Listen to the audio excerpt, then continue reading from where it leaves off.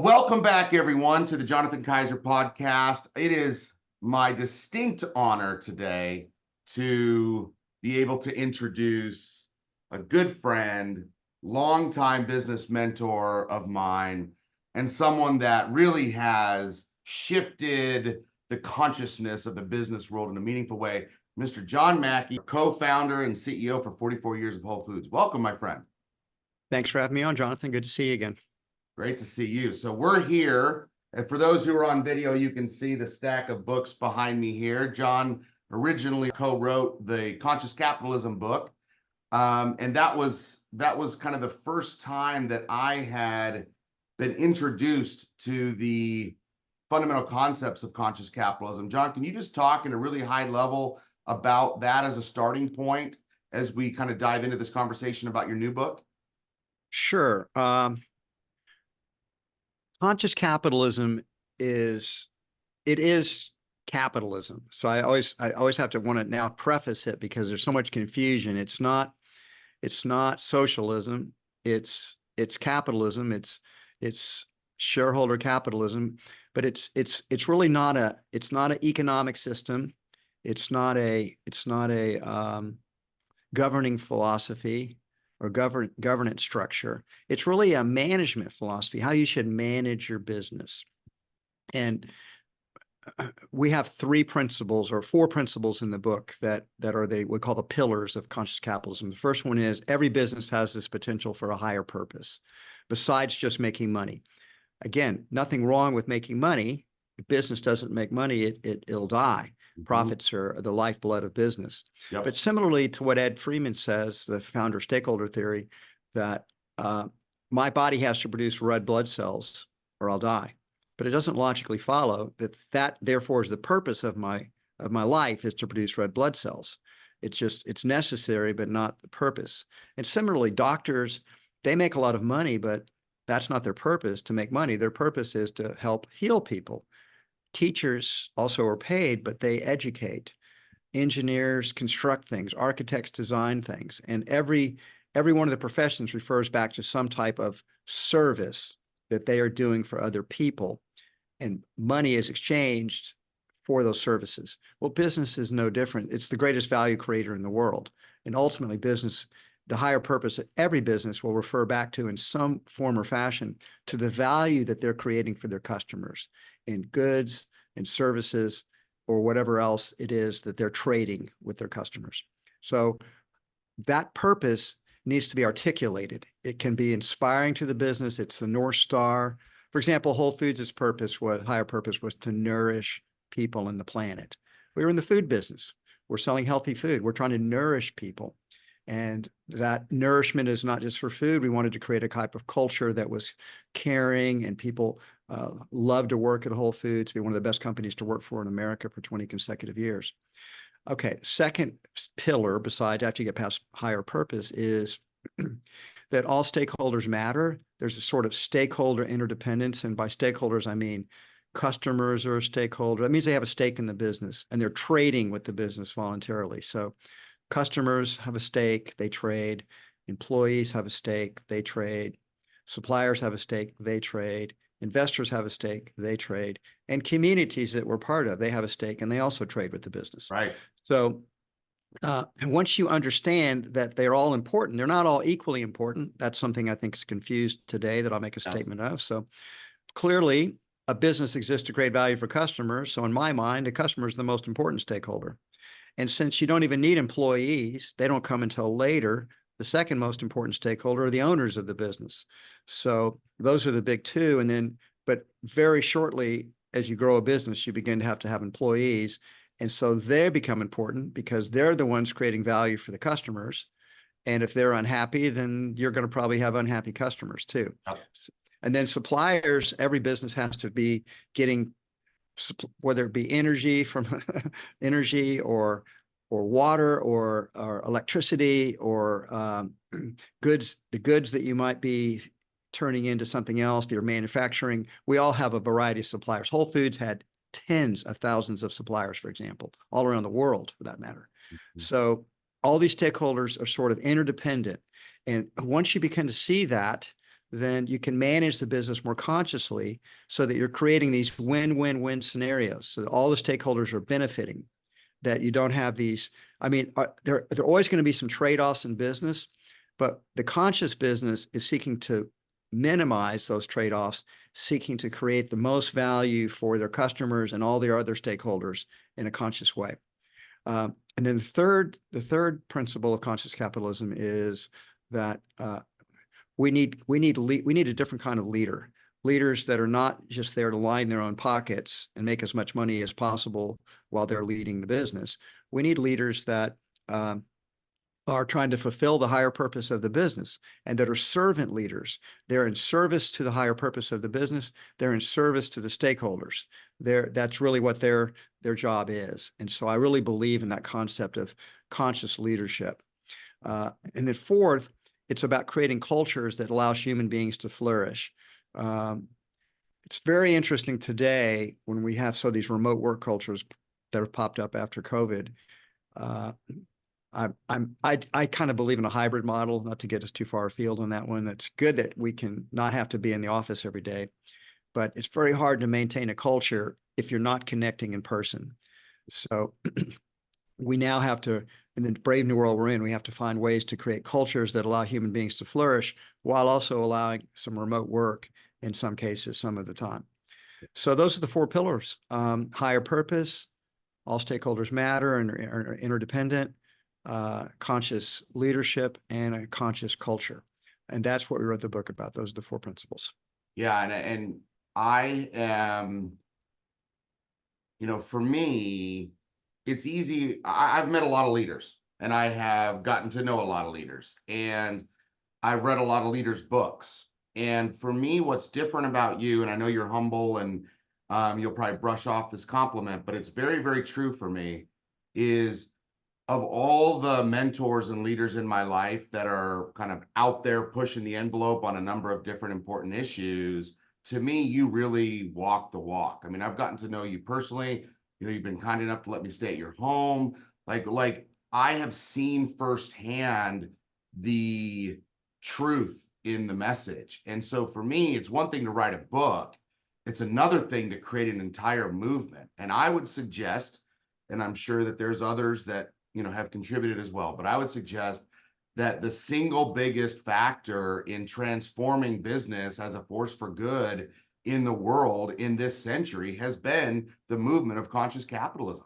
And I remember the first time I walked into a Conscious Capital CEO Summit, and I looked around and I listened to what was being talked about, and I met the people. And here I am thinking I'm out on an island talking about loving and serving and helping people and changing an industry, a really cutthroat commercial real estate brokerage industry, through love and service. And everybody I talked to, like, oh yeah, that's what we're doing as well. And I'm like, wow, I finally found my tribe. This is amazing. Yeah. So maybe talk a little about the movement, because I think it even led to the Business Roundtable kind of shifting some of their philosophies in a public way. Well, thank you. That's a very high compliment. I will brush it off as not really fundamentally true. I think we're part of a larger movement. And I told you guys to brush it off. I actually feel like conscious capitalism is actually under attack. It's under attack from two sides, both misunderstanding what it is. So it's being attacked by tradition. I want to circle back to what I said previously. It's a management philosophy. It's not an economic system, nor is it a governance. It's meant to be a set of governance laws and regulations. And that's where the confusion comes in, because a lot of the traditional the shareholder capitalists are attacking it because they're afraid that this is like a Trojan horse, sheep in wolf's clothing, attempting to take power and control of corporations away from the owners and redistribute it to various stakeholders. And so that the profits would be redistributed and you no longer have the owners controlling the business. And that is not what conscious capitalism is, but we're constantly being attacked by people from the shareholders because they think that's what it is. So what's the counter to that? If that's the concern, what's the response? My response to traditional shareholder capitalists is we have no conflict. I believe the business should be controlled by the owners. I mean, think about it. The owners get paid last in all these exchanges. They get paid last after everybody else is get paid. Think about it. Let's take a grocery store as an example. So our customers get paid. They come in, they get their goods. Sometimes they actually, if they go to the prepared foods, they might even eat their food before they have to pay for it. But they're getting paid. They're taking those goods and services and leaving the store, and they're paying for it, and they're getting paid. The exchange is happening right then. There's no delay in time, right? Now, team members or employees, they work and they get paid every 2 weeks. So they're putting their labor out first, and then they're getting paid for that labor within a 2-week span. Suppliers have a longer time horizon. In the grocery business, it's usually 30 days. In the book business, which I also happen to be in, it's usually could be up to 6 months or even a year sometimes before they have to pay. And so if in the grocery business, it's 30 days, and usually you get a discount if you are net 10. Right. You get 1 or 2% discount to pay within 10. So most people want that discount, so they pay within 10 days. So so when does the government get paid, or when does the communities that we're part of that provide energy, and they're getting paid usually within 30 days, or if they're taking employment taxes, they're getting paid every couple of weeks, and they may not get their, and if you're a very profitable company, they're going to want you to pay quarterly income taxes if you're in a state that charges corporate taxes, income taxes. So the communities and government are getting paid as they go along. When do the investors get paid? Well, first of all, they don't get paid at all if there's nothing left over. So people are always wanting to redistribute profits, and there may not even be any profits. It's hard to make money in business. Business is a very, very challenging. It can be a loss. Yes, of course. It's love life is nothing, it's got a burn rate. We're burning capital. We have a loss every single day. The day we're open at this point, we don't have enough business to cover our overhead. So we think that we'll change that, but that's where we are right now. Yeah. So the investors get paid last. And if they lose control of the business, they may not get paid last. They may not get paid at all, or what they get paid will be very little. And so ultimately, that's why the investors need to maintain control of the business.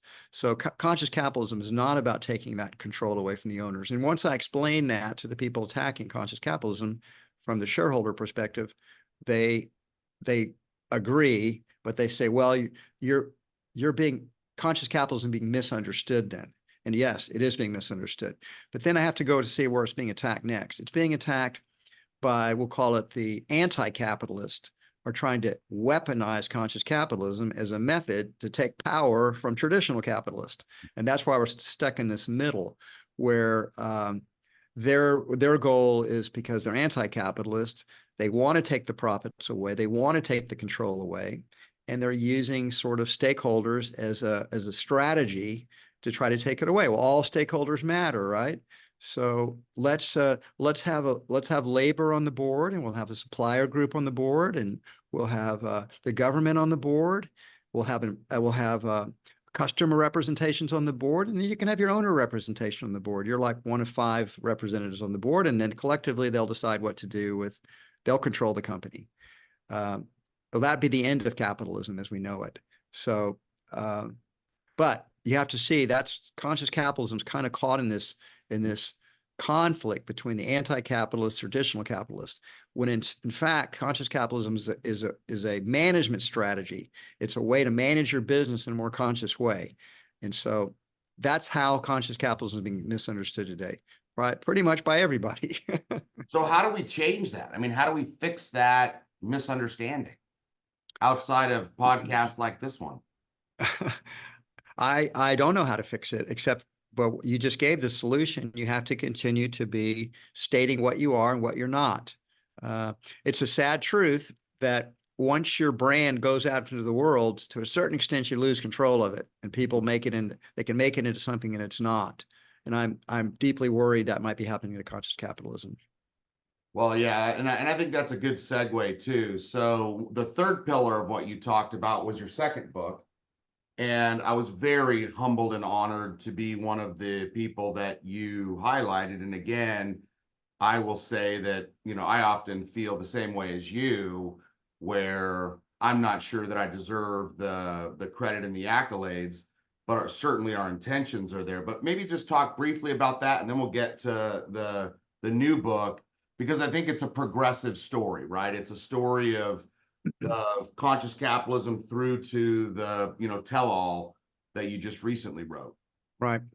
Well, conscious leadership, the origin of that book, and I had two co-authors with me on it, my good friends, Carter Phipps and Steve McIntosh.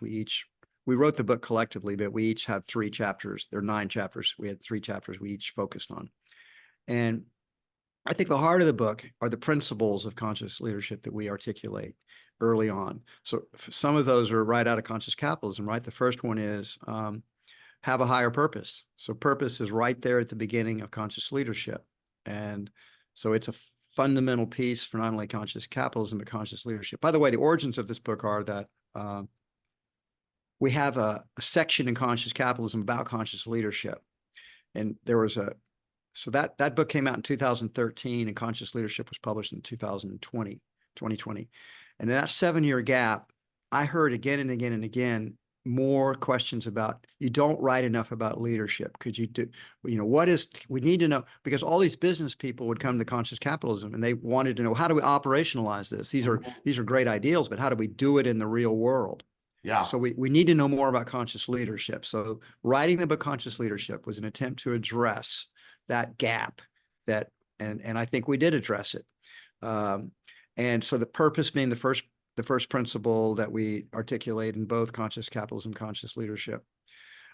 Second, then we talk about leading with love, and that is love and leadership are seldom found together in a business context. That already shocks people. That's one that comes up all the time as I'm on this whole story, because I talk a lot about love at the whole story on my book tour right now.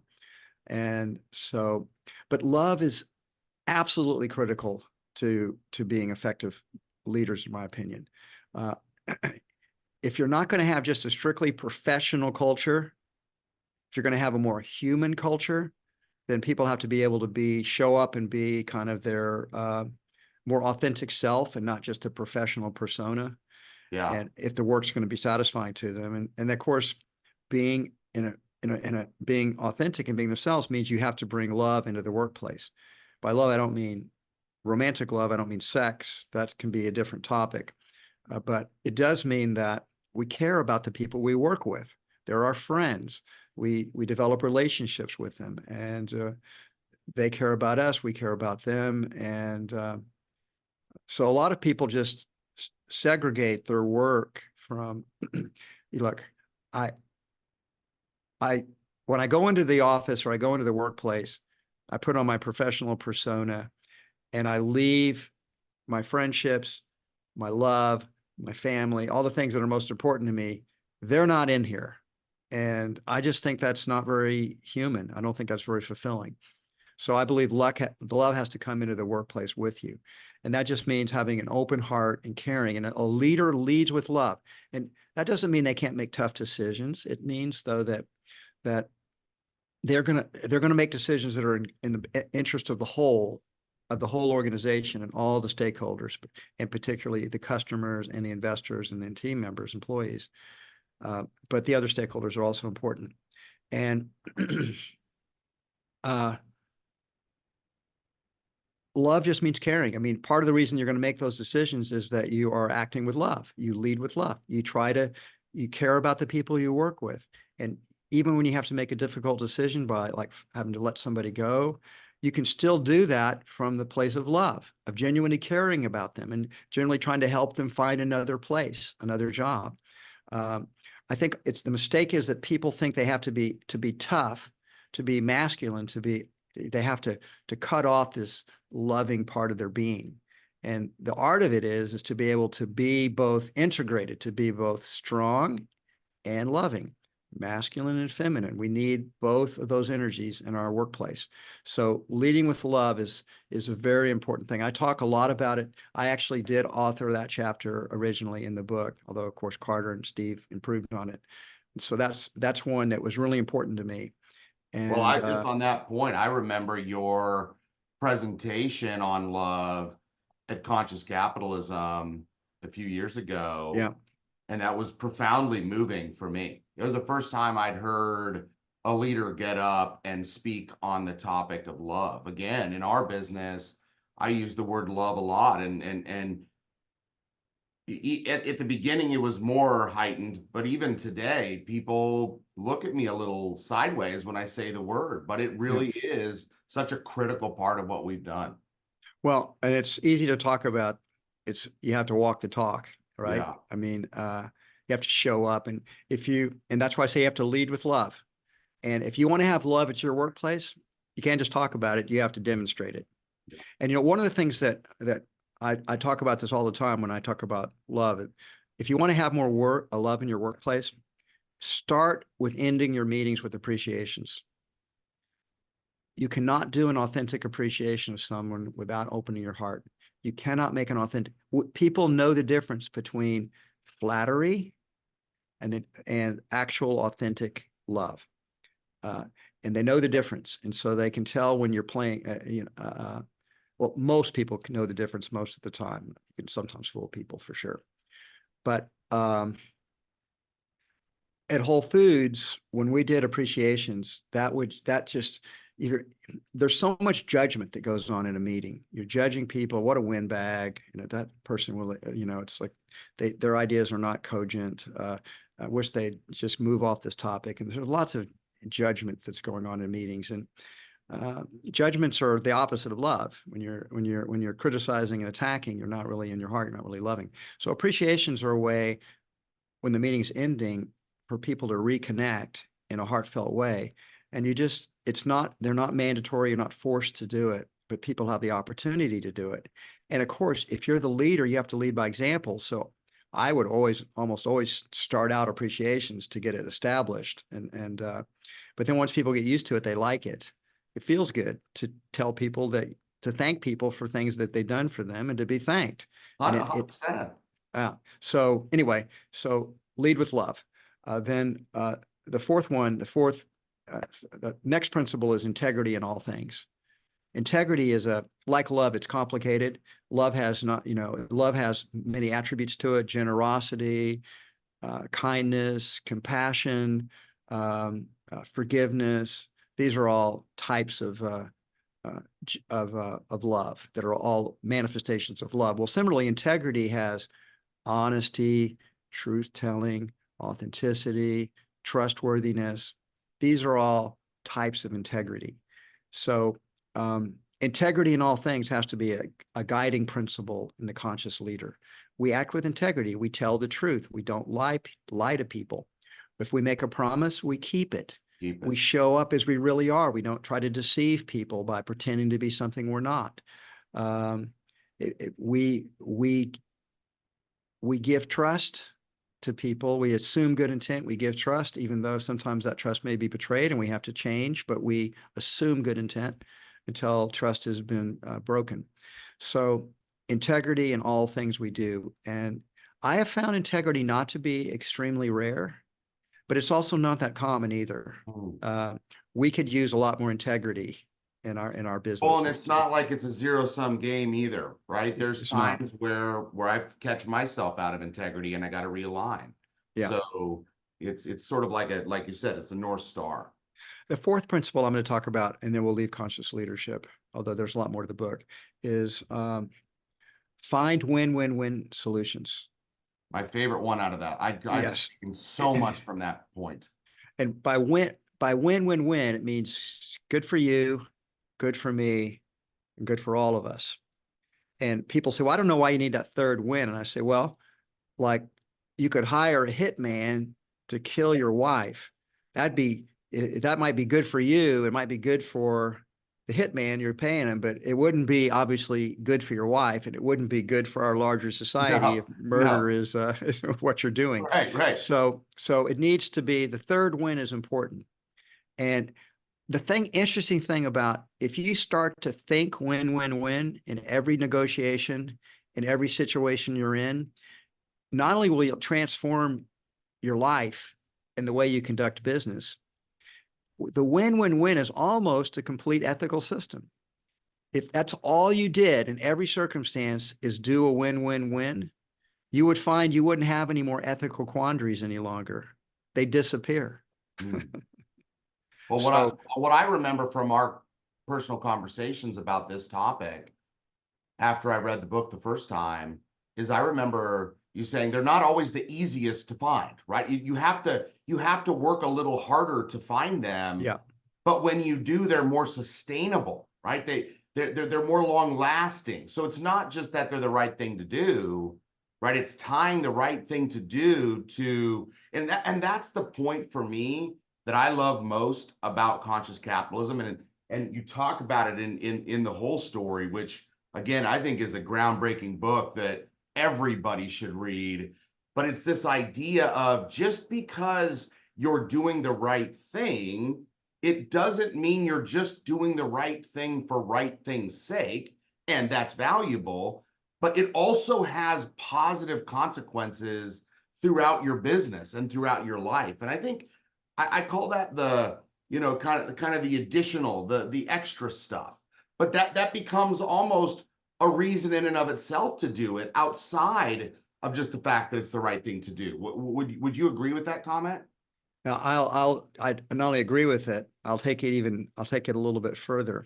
It's been my experience in life that we get back exactly what we give. The giving and receiving are not like opposites. Giving is not a type of sacrifice. As we give, as we share love, as we look for win-win-win solutions in all circumstances, that comes back to us. The universe is like a mirror, or that we're in a dream, and as we act more loving in the dream, then people are more loving towards us. As we care more, so are we cared more for. So if we are trustworthy, we find other people that are trustworthy back to us. It's like we can kind of create in our own circle of relationships. We can begin to create circles of love where kindnesses are repaid, love is reciprocated, compassion comes back to you. So that's the paradox. The more caring we are, the more we're cared for. It's not really a paradox. It's just sort of a universal principle. If we act win-win-win, people will begin to act win-win-win with us. We get back what we give. So once you're conscious of that, give love, give kindness, seek win-win-win solutions. And think about that. If everybody did that, we would transform the world. I think that's the biggest. I mean, I wrote about that in my book, right? The whole idea of imagine a world where everyone selflessly helped each other, regardless of personal gain, understanding that it is in their own personal best interest to do so. If everybody acted that way, imagine the good we could unlock in the world. Imagine the opportunity for everyone we could create. It's true. Now, but if you try to make that compulsive, which is no longer a choice. Which is what socialism tries to do, then it becomes exploitative.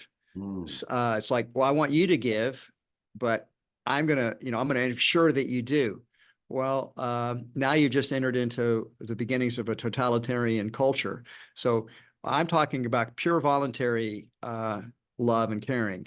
And by the way, when people betray your trust, you have to step backwards with that individual, ready to forgive, perhaps in the future, and give another chance, but also now still loving them, but not letting them take advantage of you and your loved ones again. So it's a dance. Well, and for someone like you who has built such an extraordinary organization that leaves a legacy and is one of the kind of the icons today of business leadership, it's not like you're some talking head in some university Mm. somewhere just sort of conceptualizing. You've Right. lived the real story, and I would say the whole story. In this book, what was, what was notable to me was how much of the real John Mackey was just sort of highlighted in your emotions and your thoughts. Can you talk about what led, having already done two, groundbreaking works, what led you to want to write the whole story? Yeah, thank you. That's a really great question, Jonathan. And I had a multiplicity of reasons for wanting to write this book. The first reason was that it's kind of my final gift to Whole Foods Market. It kind of it's a final gift. I'm no longer CEO. I led it for 44 years. I created it. I co-created it. I nurtured it. All the other founders, none of them, even the longest one left 25 years before I did. So all the founders left pretty early, relatively, in the story. And in doing a little research, I discovered that over 1 million people have worked for our company. Wow. I know, exactly. There's 120,000 working for it right now. And so over 1 million people have worked for it. So I dedicated the book to team members, all team members, past, present, and future. This is our story. And now that it's a big corporation, people don't see the entrepreneurial roots to it. They don't know that it was this one little tiny store and that a bunch of hippies were starting the business up. And we had these high ideals about food and about how to, one of the reasons Whole Foods was so innovative in sort of the HR is because none of us came from big corporations. We didn't have that experience. We were free to invent and create something a little bit unique and different. And just like you discovered that you weren't alone, it was a shock to me when I first read Raj Sisodia's book, Firms of Endearment, that Whole Foods was not the only company that Right. that was this way, that we were part of a community of companies Yeah. that were trying to do what we were doing. So that's the first reason, as a gift to the team members and a gift to Whole Foods. Secondly, I apologize, John. I have to say hello to Mr. Mackey. Say hi, John. This is Sailor. Hi, Sailor. Are you shy? No, You are she's shy to hi. me. She's say hi to He John. doesn't want to look at the camera. Who's this? There we go. Hi, Sailor. I don't know him, Daddy. He's a good friend of mine. All right, Dad is doing a podcast. Can I come see you in a second? I'm not going to see. Well, after I call him to go bring him. Sure. Okay. Love you. Thank you. Those are always, in all of my podcasts, those are always the favorite moments. Those are the ones that everybody loves the most. Well, sure. How cute is she? I mean, Oh. she's a beauty. I'm not going to lock the door on that one. Anyways, please continue, good sir. So let's see. We're talking about why I wrote the book. I talked about, so for me, it was also a way for me to get closure. I mean, it's timely that your daughter just came in then, because Whole Foods is like my daughter. So, but it's 44 years old. Now it's 46 years old, but 44, almost 46, but 44 when I created it back in 1978, or co-created it, co-founded it. And we always love our children, and we always will. We're always going to care about them, but they do grow up and they do leave home, and you've got to let them go their own way. And this was more for my sake. This second reason was for my sake. In order for me to be able to transition away, I had to feel like I got closure. Yes. And that was important. And the third reason is that I advise everyone to write a memoir, because looking back retrospectively, I discovered so many things about myself. New patterns emerged as I looked back and worked through it systematically. The whole thing was an incredibly learning experience. And things I didn't understand became clear to me looking Mm. backwards and seeing the pattern emerge. So Mm. it was a self-discovery process. I knew more about who I was when I finished writing the book. It was an Wow. amazing journey. It took 3 years to write that book. Wow. So, and to get it published. So that's the third reason. And the fourth reason, ultimately, I think it's a good tale. And I thought the world should hear it. It's a good Yes. tale. I think entrepreneurs are very inspired by this book. People that, I mean, Mackey just published on Instagram yesterday, her her reaction when she finished reading the book. It was one of the best books, one of the best books she's ever read. She was crying. It so spoke to her heart. She totally identified with so many of the challenges and struggles we went through. And that, of course, made me feel fantastic because that's what every author seeks. But the point is that I wrote it for people like Mackey. Mm. She's a serial entrepreneur. Entrepreneurs are highly creative people. They go through some highs and lows in building their businesses. And I wrote it to hopefully inspire people for maybe decades to come about this was a story of Whole Foods and this was a story. And I tried to do it in this very authentic, Yes. open way. And it's just a narrative. It's just one story after another.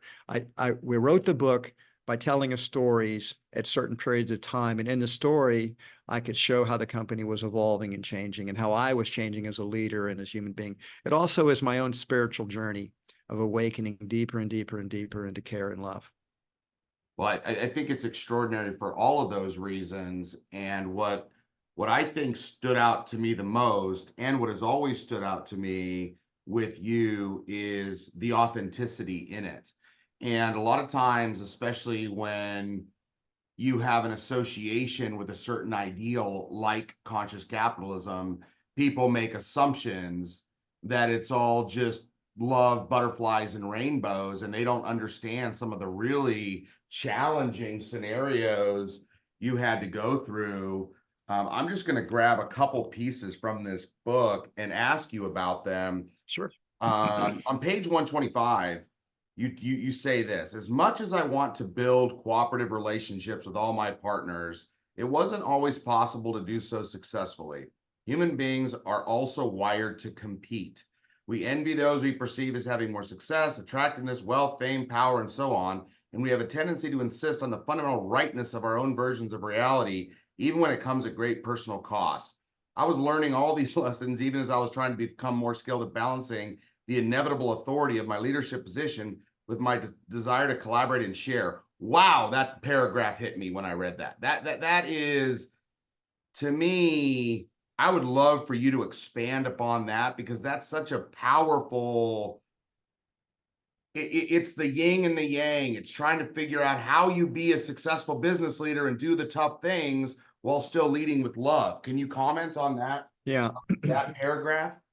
Of course, I didn't offer an answer. That itself was partly coming from a letter I wrote to an ex-girlfriend, that I was sharing some of my own thinking about it, and in researching the book, I was rereading a lot of the stuff that I wrote many years ago, and I thought, wow, this one's good. Maybe it should be in the book. Mm. And I've always been puzzled by the paradox of cooperation and competition. Mhm. So, because both are sort of baked into this particular reality that we're in, it's if you think about natural selection, it's highly competitive, and business is highly competitive.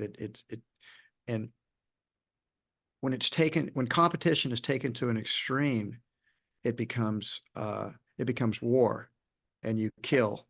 So even in business, there are limits, except for the mafia and gangster type businesses. There's a limit. There's rules that you can't take competition past this point, or you go to jail, and you can't murder your competitors to eliminate them. You have to figure out another way to outcompete them with better products and better services. But if countries are competing, they might be competing, but war is the destruction, and that's I'm trying to say the dark side of competition. At the darkest side is murder on the one hand, and war on the other hand, where you basically are no longer playing by any rules. You're just trying to kill or destroy those who oppose you. Well, cooperation, but then there's a healthy form of competition, right? We know in games and sports that having competitors, they push us to be better, push us to innovate, push us to be creative, push us to make our products and services better. And so there's this positive side of competition. One of the greatest examples I like to use to people, I don't know if you're a tennis fan at all, but No. the three greatest tennis players in the history of the world are, they've won the most Grand Slams. Nikola Jokovic, no, I mean, not Jokovic, he's a basketball player. You got Federer, Nadal, and the all-time Grand Slam winner, who I'm getting confused with the basketball player now, but he's got a Serbian name, and it's we'll come back to it. We'll have to come back to that. But anyway, these three tennis players, they all played at the same time, and they all were striving to beat the other ones. And so that lifted each of their games higher and higher and higher. And there's this period of time from when these guys were in their 20 years old to now Federer's the oldest, and he's about close to 40. And Djokovic, that's the name, Djokovic. And Djokovic is the youngest, and he's now surpassed Nadal and Federer in total Grand Slams won. I think he's got about 20 or 21 now. But no one else, very few other people in the last 20 years won a Grand Slam besides these three guys. They totally dominated tennis. All the rest of the Grand Slams are less than each of them personally won combined in the last 20 years. I know. So that's the healthy form of competition, right? They couldn't go out and kill each other to eliminate them. They had to improve their tennis game. So there's this healthy side of competition that brings out the very best in us. And there's a destructive side of competition where we try to destroy or kill those that are our enemies. Well, cooperation is similar.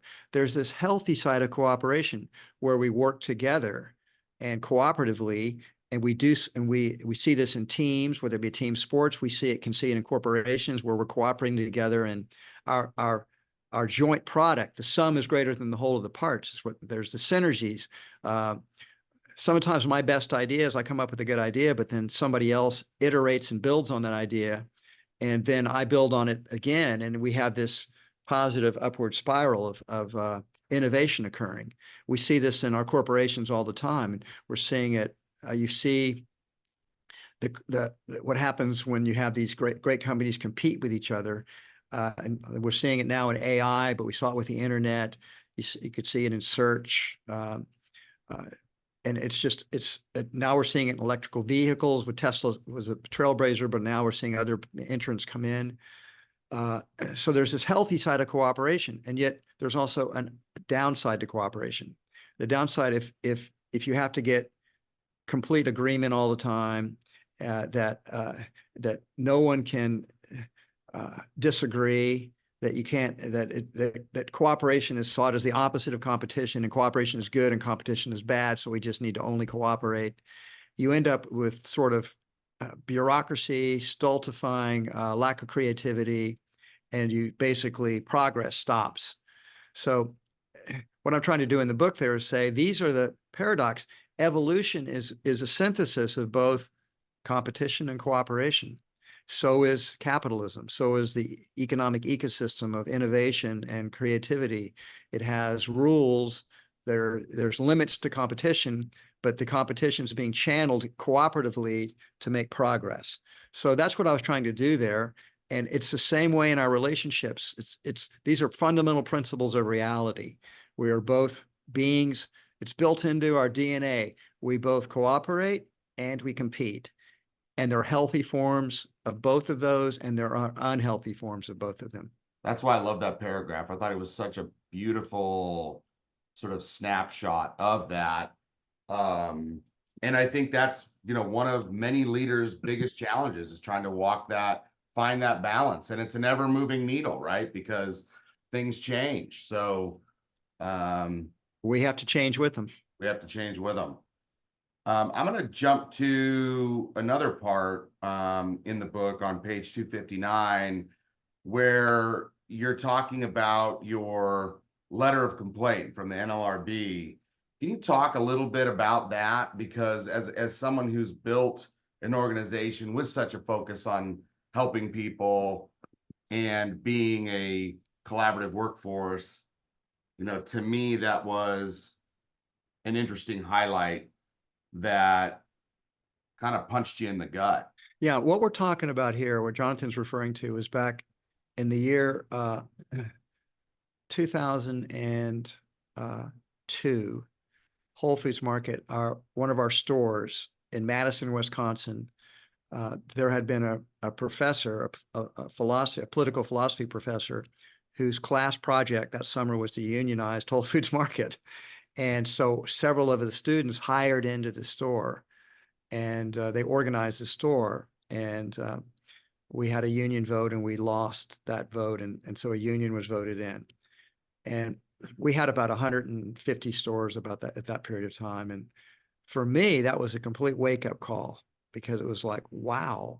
I mean, I always thought Whole Foods was one of the 100 best companies to work for. It had been named at that time 4 or 5 years in a row, and we went on to be named 20 consecutive years in a row until Amazon bought us, and then we really weren't eligible to play that any longer because we were part of Amazon. We weren't a separate corporation any longer. So to me, it was a total wake-up call. For it's like, okay, I began to think of the union differently. I saw them now as a competitor. How were they a competitor? They were a competitor to the hearts and minds and loyalty of our workforce. If we didn't do a good job of taking care of our people and helping them be happy, giving them competitive compensation, competitive benefits, helping them to have an opportunity to learn and grow and get more responsibility and higher pay, if we failed to do that, then the union's message would find welcome amongst our employees. So we decided that I decided to make a trip. I visited all 150 stores in the next year. Which is incredible for a CEO to do. Yeah, I visited all 150. I talked with the team members. I had the overwhelming question I kept asking: how do we make Whole Foods Market the very best company in the world to work for? That was the challenge that I put out to each person as I went around, or each store as I went around. And I mean, obviously, of course, we heard you need to pay better. We heard that every time, every place we went. But we heard lots of other things. And one of the most important ones we heard was we needed to really improve our health benefits. And we needed to be more aware in our communications. We weren't doing as good a job communicating. So after doing this, while we were doing this, we were making the changes as we went along, and we improved our health benefits. One of the things that when we were younger, and the team members were younger, when 20 years before, 24 years before when we got started, people didn't have very many healthcare needs, but now they were middle-aged, and they had families, they needed better healthcare. So we radically improved our healthcare. We changed some of our communication policies to make sure the team members were in the loop. We opened up for more participation of team members on things. We started a benefits vote, for example, so team members could vote on which benefits they wanted. So that happened for all 149 stores, all 150 stores but one. And that one store was Madison, because Madison had a union, and the union was representing it. The union made all these types of promises to the team members of what they could do if they voted a union in. But all Whole Foods had to agree to do was we had to negotiate in good faith, which we did. And what ended up happening is everybody except Madison got better healthcare benefits. Everybody but Madison got different communication, different cooperation profiles. But Madison was denied all the improvements we made the rest of the store because we offered it to them, but the union wouldn't let them have it because he said, we're negotiating for you. And so to cut to the end, at the end of 1 year, the team members of Madison decertified the union. They said, you really haven't delivered anything to us. We want what the rest of the stores have. But more importantly, those organizers, as soon as the company, they'd gotten A's on their class project for the summer, and then they quit. They weren't longtime Whole Fooders. They didn't care. They went on and did whatever they did after that. And so the point I'm trying to make here is that the unions made Whole Foods Market better, and by competing, you might say, for the loyalty of our team members. And so I see unions as a good thing. If you're not a good employer, the your employees have options. They can unionize. And that's a good thing, because if you're mistreating people, then they should have a right to, they can quit always and get another job, but they like the job and they like the place they're working. Perhaps they just need somebody to represent them in negotiations. So I wanted to make it so that no one would ever feel like they ever again needed a union to represent them and pay union dues to get for that privilege, that the company would care enough for them where the unions weren't necessary. So does that? Yes, and I think that is exactly what I wanted you to highlight, because I think it's a lesson in a number of different things. One, leadership that actually is leaning into the love that you talk about throughout the whole story, right? This idea that if you actually care about your employees, to your point just now, unions aren't the enemy. Unions are just competition to help make sure that you're doing the right things that you stand by. I love that expression. And I think it's also an example on leadership, on how you deal with a situation like this. Many CEOs look at labor as the enemy, and they're in a constant fight with them, rather than realizing that really the objective is to make their companies union proof, right? If you make your companies union proof because you are so good to your people, that's a whole different kind of approach than trying to, just kind of be at war. So Yeah. that Jonathan, struck me in reading that. Yeah. So one of the things that the unions have said about me for years, which is wrong and inaccurate, is that I'm anti-union. I've never been anti-union. Unions have played an important part in the evolution of corporations. They've helped to get more rights for workers. They protected workers from abuse in many cases. So I'm not anti-union. I'm just trying to create a company that chooses not to have a union. They could choose a union, they just don't want to. That's not anti-union. I'd like to say that's beyond unions has been my goal. But if unions are necessary, and they are necessary in lots of corporations and lots of businesses and companies, then they should have unions. 100%. Okay, so another thing that I wanted to highlight from the book was your op-ed in the Wall Street Journal following your one of your long hikes, which was called The Whole Foods Alternative to Obamacare: 8 Things We Can Do to Improve Healthcare. And you did not anticipate the kind of reaction to that op-ed that you received. Can you talk about that a little bit? Yeah.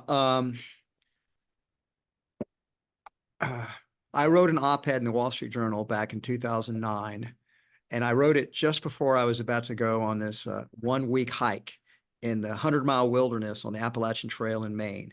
I wasn't going to have any contact with civilization. So the last thing I did about midnight at night is I put the finishing touches and sent it. Right. And then I went on my hike. And when I came off the hike and I was able to turn my phone back on and get a signal, the phone blew up. I mean, it was, in that week, it had been published immediately the next day, or the next Monday. And people were upset. I mean, I had the progressives in particular were upset, and they were boycotting our stores. We had demonstrations in front of our stores. Our board was receiving hundreds, even then eventually thousands and thousands of letters and emails demanding I be fired. And it was a huge hullabaloo. And I just thought the reason this has actually come back up on my book tour, because one of the questions I get asked, and as I've talked to the business media again, is, John, do you think corporations should take political stands on the issues of the day? And my answer is no, you should not. And that's why I retell this story about what happened to me when I took a stand. And I made what I came to learn is that, and by the way, I stand by what I wrote. I still think it was a good op-ed piece. The reason it was controversial is it went against the progressive narrative, really, that I started out with a quote from Margaret Thatcher that the problem with socialism is you eventually run out of other people's money. That was at the top of the op-ed. And then towards the end, I talked about that healthcare was not, I did not believe it was an intrinsic right for healthcare, that we have a need for healthcare, but I feel like just like we have a need for food or shelter, and we have a need for lots of things, that free markets and capitalism is the best way to provide those goods and services. Not, it's when you talk about people having a right to healthcare, you're saying that somebody else has to pay for it is really what you're saying. And I just don't think that's the best way to organize society. You can have a safety net for the poorest people, but in general, I believe that healthcare, like every other goods and service we use, people have an intrinsic right to an iPhone. Do they have an intrinsic right to a Tesla or an automobile? Or I mean, Right. it's where does it end? Slippery slope. Slippery slope. So the moral of the story here is that I thought, well, I'm just exercising my freedom of speech. I'm an American citizen. How can anybody object to that? Well, what they objected to was people could not distinguish between me and Whole Foods. So I wasn't speaking for Whole Foods. I was speaking for me. I was giving my own opinions. These are my own private opinions. This was not something that Whole Foods Market endorsed or agreed with. But the world couldn't distinguish between me and Whole Foods. They were one and the same. And so that's what I tell when I was telling the media, well, would CEOs speak up on anything? Whatever the issue is, it could be on racism, it could be on climate change, it could be on what's happening in Israel, it could be whatever you want. They're going to make enemies. They're going to piss a lot of people off because, I mean, the reality is we're kind of in these two big tribes, a blue tribe and a red tribe. They don't get along well. They hate each other. And people are forever trying to figure out which tribe you're in, whether they're going to love you or hate you. So whenever you take a political stand, you're going to piss off approximately 50% of the population, and then they may take it out on your company. That's what they did with Whole Foods when I spoke up on healthcare. So that's my lesson. When you represent your corporation and you're the CEO, you sort of need to be a little more judicious in your freedom of speech rights, because there will be consequences to your business. And you're supposed to be, or I believe, a conscious leader who's a servant leader also, who's looking out for the good of the whole organization and all the stakeholders. So Whole Foods was harmed. The ironical thing, of course, is our sales actually went up. We got so much publicity from that thing that it brought in new business to the company. And we had people boycotting us. We also had people boycotting us who decided, well, I'm going to shop at Whole Foods anyway, or I'm going to shop more at Whole Foods. So, but it doesn't matter. The controversy, the hatred, team members were upset. It was very divisive. I didn't intend it that way. If you read my op-ed, I don't think it is divisive. It just questioned socialism, and it questioned whether people have an intrinsic right to healthcare. That's something you're not supposed to question. And if you do, it just shows you're a non-caring asshole. So anyway, that's what I have to say about that. I appreciate the candor. Again, I think this podcast interview is an example of we're covering hard topics. I intentionally picked topics that were challenging because I believe that your willingness to stand in those challenging conversations and have authentic dialogue about them is what we need more of in today's world, right? Rather than people shrinking from something because it's unpopular or just, going along with the narrative. I think that the more dialogue that we have, especially with influential people like you who are willing to speak their mind. I mean, I'm taking notes over here, right? Well, Jonathan, just be clear. I did just contradict that point of view. I just said, as a CEO, you are your brand of your company. Yeah. You represent it. You can't speak as freely as you might like to. I get so it. I stopped speaking up about political issues to protect Whole Foods. It's a little bit like if people threaten your child, well, that might intimidate you to silence, right? It's like, we know where you live. We're going to get your beautiful daughter Sailor, and we're going to hurt her unless you shut up. So they were threatening Whole Foods, and I backed down. So Yeah, and I guess what I'm describing is I agree with you that you as a leader, we have a solemn responsibility, and I try really hard to be careful with all of those things. What I'm describing, what I was complimenting you on, is your willingness to discuss that topic okay, here fair enough. openly, right? Fair enough. The willingness to have a dialogue about the real struggle and what that went through and what that was like versus sweeping it under the rug, putting it in your book. Right. Let's talk Thank you. about your sale to Amazon. I mean, that was something that kind of took a lot of, I mean, I was fortunate to be, to be there for the process and to have conversations with you about it and to hear you talk about it off the stage. Talk about that, because I think that took a lot of people by surprise. And, I know what led up to it. And you talk about it obviously in the book as well, but maybe for the audience of folks here, that's the biggest question I get when people know that you and I are friends, is they ask, well, why in the world, if he believed in all this stuff, why did he sell to Amazon? So I'd love for, in your own words, for you to share that story. I'll start out by saying that I get asked a lot, do I regret selling to Amazon? We sold to Amazon now 7 years ago. Do you regret it? And the honest answer is, I regret that the circumstances made that the best alternative for Whole Foods. And it was the best alternative. And if I had to go back again, faced with the same circumstances, I'd make the same decision. Of course, I'd rather have stayed independent. I'd rather have, I mean, had been independent at that point for, let's see, for 39 years, we've been independent. And I would have been happy to be independent forever. But we were under extreme pressure. We had shareholder activists entered in and took a position in the stock, Jana Partners. And I met with them. They came down to Austin, we met. And a lot of times when you get shareholder activists, their job, you had shared interests. They want to get the stock price higher, and so do we. We want to create more value for our shareholders. It's part of what they're an important stakeholder. So, but they didn't really want to work with us. When I said, well, let's work together to try to improve the stock price, they said, we don't want to work together. And I said, well, what do you want? He says, well, here's what we're going to do. First, we're going to take over your board. And then once we take over your board, we're going to fire you and your management team. And after we do that, we're going to put it up for sale to the highest bidder. And there's not a damn thing you can do about it. And then they walked out. So that was, when we talk about cooperation and win-win-win, they certainly were not thinking that way. I didn't read that chapter.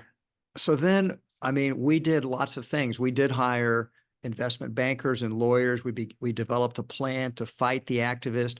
One of the ways they were going to try to replace our board is that we had a lot of board members that have been on the board 10, 15, 20 years, 25 years, even 30 years in one case. And hey, to me, that's a good thing. These were people that loved our company, knew our company, but to governance, people that are professional governance experts, this was a board that was probably too chummy with management. And so they weren't doing their job. So that the very thing we considered a virtue, longevity, they considered to be a vice. And so we had to ask all of the investment bankers, the defensive investment banking firm we hired, Evercore, recommended that we replace these long-term directors with those who were very well known but had no tenure at all. So we got a very good retail professional board that came in to replace it. That was our first defense. And then we began to map out a strategy of what we needed to do to help get our profits up and our stock price up. So we had a whole plan to fight.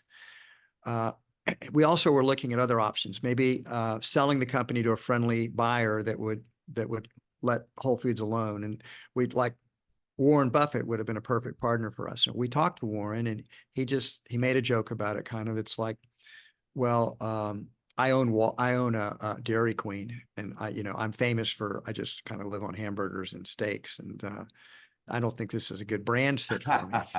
Right. And so that probably wasn't the case about the brand. He probably just had already didn't think we were a good investment for him. So that was out. And then we could go private. We looked at going private, but the problem with going private is that you're basically giving control of your business over to a private equity firm who has similar interests that Jana had, which is, except they put a massive amount of debt on the balance sheet. They borrow money temporarily to acquire the business, and then once they get control of it, they pay back that bridge loan they got to acquire it, and they borrow more money, long-term money, on the balance sheet of the company they acquire. So they would have put 12 or 13 billion dollars onto Whole Foods in debt onto Whole Foods Market's balance sheet, and so we would have had to spend all of our operating earnings, or a lot of it, to service the debt. And if we had a downturn in our business, we could go bankrupt. We might destroy it. I just thought that risk was too high. Anyway, we were puzzled about what to do, and I kept asking the question every day, what's the win-win-win solution for all stakeholders? What's the win-win-win solution for all stakeholders? I kept putting that question out. You can say I put it out to the universe, and also put it out to my deeper part of my being, my soul. And one day I woke up and the answer popped in my mind: what about Amazon? And I knew Amazon had been interested, and they were wanting to do more in the grocery business. They were struggling with their business, Amazon Fresh. And I had met Jeff Bezos a year before at a Microsoft CEO summit. And I got some quality time with Jeff. We talked at a mixer about books, fantasy fiction, science fiction, scuba diving. I'm an experienced diver, and Jeff was new to it. I told him about the best places I dived in the world, and we kind of got along well. And then we were on a panel together, just the two of us. And after that panel, we were talking, and Jeff said, you seem like a really interesting guy. Well, we should hang out. Let's talk. We can talk about Whole Foods. And I said, sure. But I never heard from Jeff after that. But I liked him. I thought, you know what? This is one of the great entrepreneurs of our era. And I think they would probably leave Whole Foods Market alone.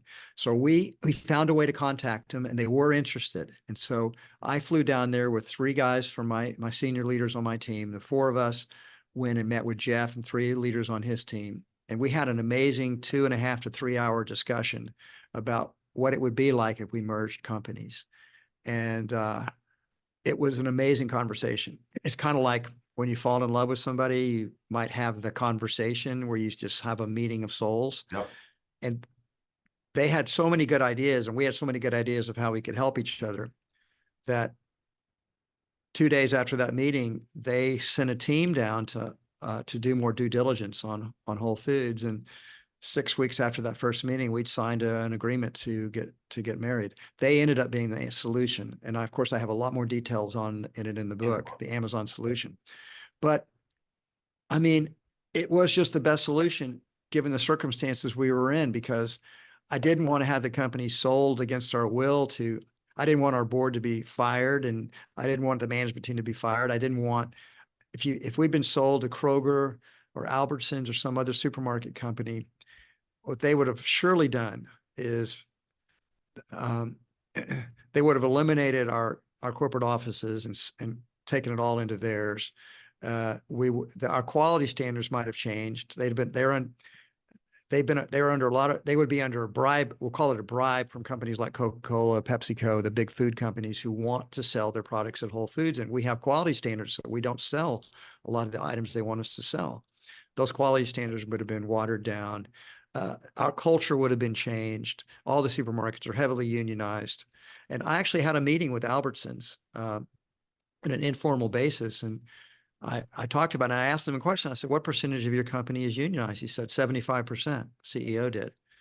I said, 75%? Wow, it's a lot more than I realized. And he said, oh, John, don't worry about the unions. They're going to leave you alone.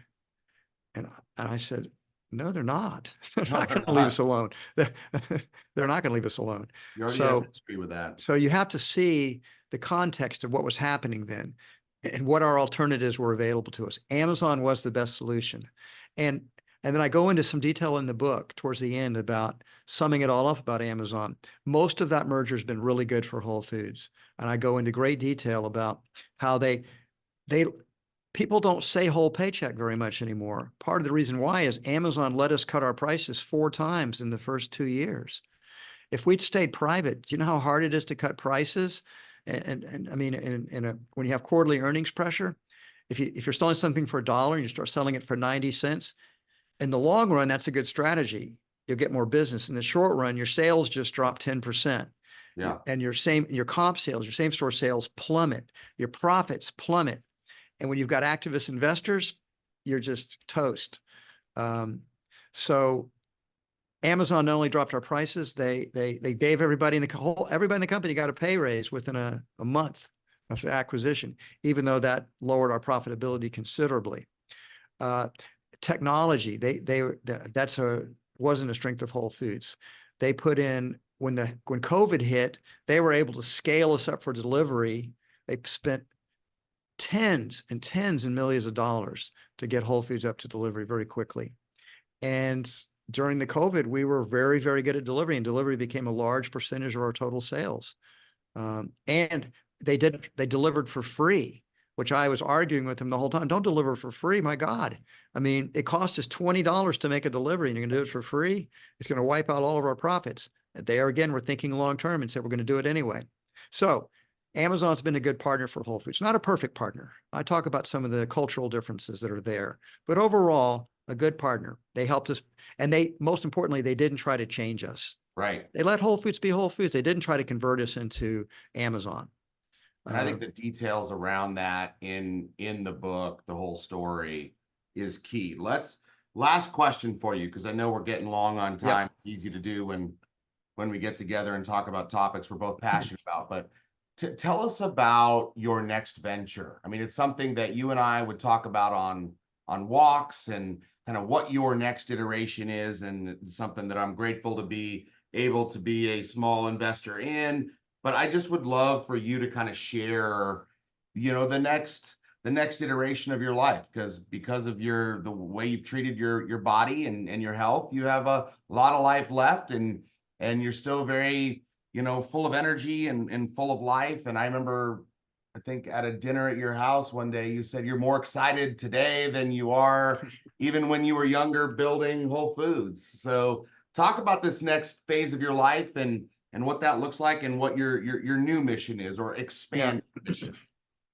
Well, I'm actually fulfilling a lot of details about it in the book, obviously, but I've had this dream about, and I almost did it way back in 1989 with something called LifeWorks, but I said 89, no, 85, almost did it in 85, but the dream that didn't happen then, but it's happening now in a much larger form. And the name of the new business is called Love Life. And so we've acquired a few little businesses. We've got a telehealth business. It's now called Love Life Telehealth. If you go onto our website, www.love.life, you can see, not love.life.com, just love.life. You can see what we're doing right now. And we have a telehealth business. We have an online coaching business for people that have diabetes, or have want to lose weight, that might be overweight or obese. We acquired a restaurant in Miami called Love Life. That's where we got our brand name from. They're a really good plant-based restaurant in Miami that I would urge people to try. But what I'm really excited about is we're about to open in July 9th in LA, in the LA area, El Segundo, in the Beach Cities area. We're opening up an old Best Buy, a 45,000 square foot holistic health membership club. And let me describe what that is briefly. So we're basically putting 5 things together under this Love Life vision. The first one is we're going to have a healthy food restaurant. It's not going to be a strictly plant-based restaurant like the one in Miami. It's going to be what we call plant forward. Think of sweet greens, and then you'll be able to, you can create salads and bowls and sandwiches, mains, and you can add high quality animal foods to those meals, or make it the center of the plate if you wish. It's going to be a very healthy restaurant. And secondly, we're opening up a state-of-the-art fitness center. Here you can think something like Equinox. It's going to be, we have a lot of very advanced equipment that you won't generally find in an Equinox either, that helps people to do very quick, fast workouts. We're going to have a spa, so you'll be able to get massages or facials or lots of different wraps and things that exfoliants and things that people do in spas. We have all this restorative equipment like cold plunges, infrared saunas, cryotherapy, regular saunas, hyperbaric oxygen chamber, and lymphatic massage table, and all kinds of interesting, cool stuff that we're doing there. And we also have an element of play because we're going to have 3 pickleball courts inside the facility. And I think we'll get people to join up just to play pickleball, if nothing else. Yeah. And then I want to move in. I mean, I could just make a little apartment in the corner and I'll move in. yeah, well, I'm hoping you're going to visit soon after it opens. Then the most important part I say for last, we have a medical center. And so let me ask you a question. When do most people go see a doctor? When they're sick. Exactly. Our vision is to change the way people think about doctors over the next 20 years, where the doctor's job is to keep you from getting sick. And so we now have this technology where we can, particularly the chronic diseases, you're still going to get colds and things like that. But if you look at the causes of death in the United States, they're not from infectious diseases. They're primarily from what we would call chronic diseases. So the biggest killer in America is heart attacks. Second biggest is cancer. Then you've got stroke, and you have various autoimmune type diseases that can kill us. And these things are modern medicine doesn't cure these diseases. They manage the symptoms of the diseases, but they don't reverse them. And what we believe is the best strategy is never to get those chronic diseases in the first place.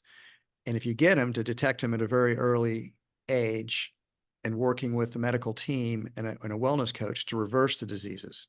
So our vision is we have this technology now that allows us to do a deep assessment. So let's take you as an example, Jonathan. You'd come in, you could do a battery of tests, and we could give you a complete health report, something you might get at the Mayo Clinic or the Cleveland Clinic. We're going to do that at Love Life. We're going to give you a Jonathan Kaiser report. A doctor will go over it with you. And then if you're interested, we're going to try to put you in one of our medical health plans to help you to become the healthiest version of yourself. How do we customize this for you as an individual? Our doctors are trained in functional medicine, lifestyle medicine, integrative medicine. So they're going to be able to work with you on an individualized basis, and we'll have a wellness coach working with you. Now we have these wearables, such as Apple Watch, Oura Rings, Garmin devices, continuous glucose monitors. We have ways to gather the data, collect it, collate it, have your wellness coach and you seeing it and talking about it. And then we basically can see if you're making progress or not.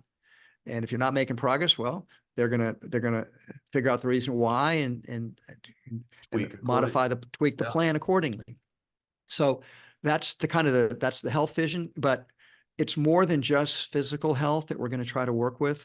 We're also going to we really want to help people on an emotional, psychological, and spiritual level. So we will, for example, have meditation classes and meditation gatherings at Love Life. We already have stated we'll have yoga and Pilates. We will have breath work for people who've never done breath work. Breath work is an amazing way to have transcendent experiences just by continuous deep breathing in a guided way. Yeah, you talk about that in your other book. Talk about it in the book. It's had a huge impact on me. And then when it's legal, and it will be legal in some form or fashion, we will also do psychedelic therapy, particularly MDMA and psilocybin, which Talk now about that. Why that? Because the science is now so clear now because they've been doing, these substances were taken out of science for decades. When the drug warriors got scared, they outlawed all these drugs, even for scientific study. But over the last decade or so, last 10, 15 years, they've been legalized again for study. for scientific research. And what they've discovered is that PTSD is particularly useful for veterans that have been seeing combat, but quite frankly, almost everyone has some PTSD in them from childhood abuse or some traumatic experiences that have happened that have just been suppressed down, but that still manifest in our lives with irrational behaviors. A combination of MDMA and psilocybin has proven to be remarkably effective in eliminating PTSD in people. And that's why this is going to be legalized for medical therapeutic uses. It's already been legalized in Oregon and Colorado, for example. I think California won't be very many years behind. It'll be regulated. It'll be licensed. You'll have to be trained in it. But because this can take these deep emotional states and give us healing on it. I mean, they have like talk therapy has like a 1% healing rate on these, and group therapies have like a 1% healing on PTSD. These psychoactive substances can heal up to 80%. Wow. 80% of people can be healed completely from their Yeah, you have PTSD. the That's just sense that, amazing. like, psychedelics are for, for hippies and, like this whole, so there needs to be a shift Yes, in mindset around these substances. correct. And that's happening. The drug warriors, for the most part, have died. And we have a new scientific interest in these substances. And again, regulated appropriately, used responsibly, not say recreationally, but used in a medical setting can be extremely helpful for people. And Love Life is about helping individuals to be the best version of yourself. How do we make Jonathan Kaiser the very best version of yourself, physically, emotionally, and spiritually? Well, and I love that. And I also think, you look at what's happening today post-pandemic, mental health challenges are through the roof. And so, you started Whole Foods to change how people eat and create health there. To me, this is exactly like you just stated, a extension of that, where now you're taking it to their entire life, not just the food that they put in their body. Right. And just like you were a visionary back in the day when, people thought you were crazy for doing what you're doing, you probably have those people today that don't see the vision. When Love Life is fully built out and, mature, what does that look like? What do you see in the world from there? I see Love Lives all in every major city in the United States and eventually the world. That's what I see happening. And we'll have lots of copy imitators that will be doing similar things once we prove it works. And so the world's going to change. And Whole Foods changed the way people eat. It's a simple fact. I mean, people today that aren't old enough to remember what supermarkets were like when Whole Foods got cranking up. About the first 20 years Whole Foods existed, people would come into our stores and they'd say, I've never been in a store like this. This is incredible, because our stores were beautiful. Yeah. The produce was abundant, and the supermarkets back in the day were very sort of dingy, crummy places to go. And they've due to Whole Foods, they've upped their game and they've considerably improved. And not just Whole Foods, of course. I mean, there are other factors, but I think similar things are going to play out, except faster, because now we have social media. Now we have these remote technologies. Everybody has a smartphone. Good ideas, they don't stay hidden long. Whole Foods flew under the radar for a long time before people actually woke up to us. I don't think it'll be the case with Love Life. No. Well, as always, I mean, I have scratched a whole bunch of notes. To anyone that's growing a business or is just a human in today's world, reading the whole story is highly recommended, and you will be glad that you did. And I urge you to go to Amazon, download and purchase the whole story by John Mackey, and then make sure that you go and comment, give him a rating. We want this story to spread. We want more people to understand the journey, and especially as entrepreneurs, it's very helpful to us to understand that we're not alone in a lot of these same struggles that you've gone through. other CEOs and entrepreneurs are going through today. Yeah, you can also get the book. You can also get the book at almost not every Whole Foods market selling it, because a few of the smaller Whole Foods don't have any books, but any Whole Foods that sells any books is selling the whole story right now. So you can also go pick it up Buy there. 5, give them to your friends. Well, John, it's been an honor. Thank you for taking the time. Thank you for putting yourself out there as always. Thank you for your friendship. Thank you for your leadership in the world. And I think that it already is true today, but I think 50 years from now, people look back and say you were probably one of the top 3 most influential business leaders of our time. And me personally, I'm grateful to know you. I'm grateful to be associated with you, and I'm grateful for the impact that you've had in my life and business. So thanks for coming on the Jonathan Kaiser podcast, and I look forward to many, many positive years ahead together.